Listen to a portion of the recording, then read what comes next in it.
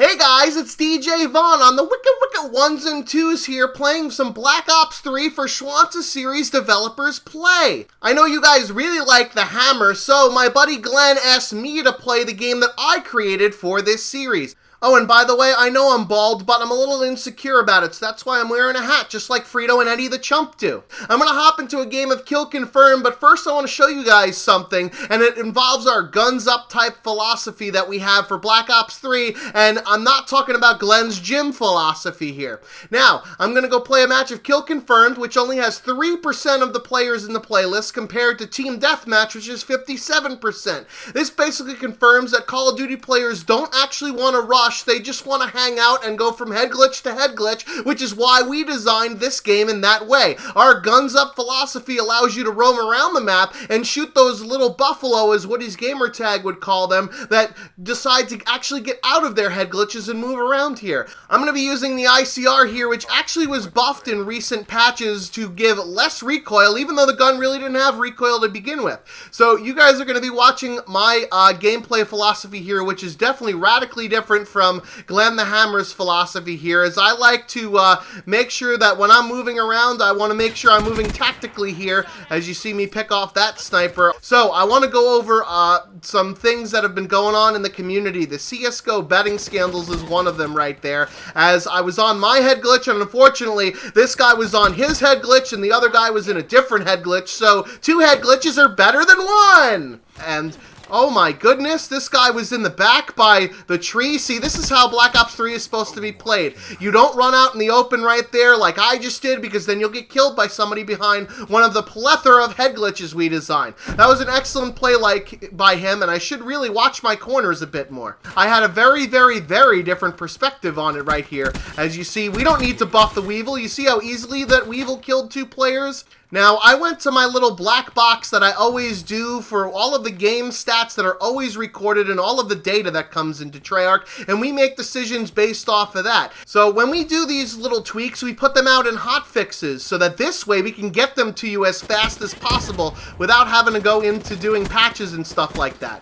What we decided to do is do it that way, but we don't have to bring out patch notes every single time we do it. So instead, what we decided to do is just roll out hotfixes and let the players guess for themselves what we might have buffed or nerfed. So the problem with this is that YouTubers decide to make random videos claiming that things are in the game when they weren't.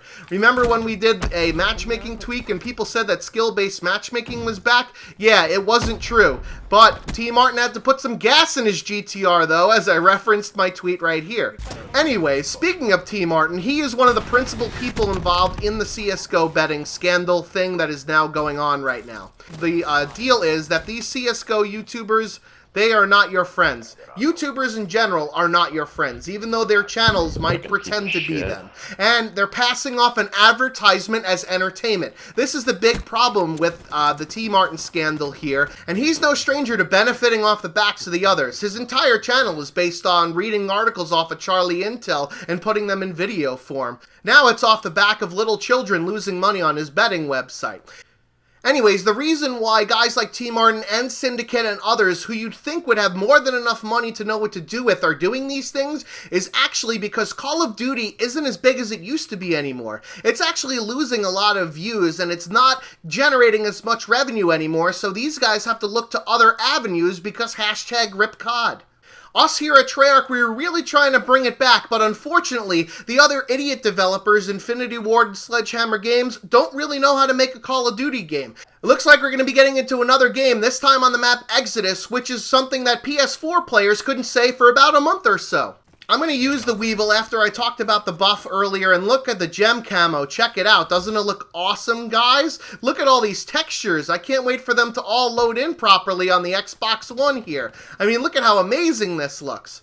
So with the CSGO betting scandals, T. Martin is actually trying to refill his bank account after Call of Duty hasn't been producing as much for him, so he decided to do it this way. And then he uploaded an apology video, was basically like, oh, I'm sorry I got caught. Not really, I'm sorry that I misled you guys, or I'm sorry that I deceived people, or I'm sorry that I actually own a gambling website and logged in as a bot and was playing with house money. He basically said, I'm sorry if you think I deceived you, and I'm sorry I got caught. thought. He later took down the apology video, which was extremely cringeworthy. I mean, every time I make a nerf to a sniper rifle, I should just trot out a video of myself playing with my dog, right? So what do you think about the CSGO controversy, and were you guys subscribed to their channel, and have you now unsubscribed? They're losing subscribers like ridiculous, man. It's crazy.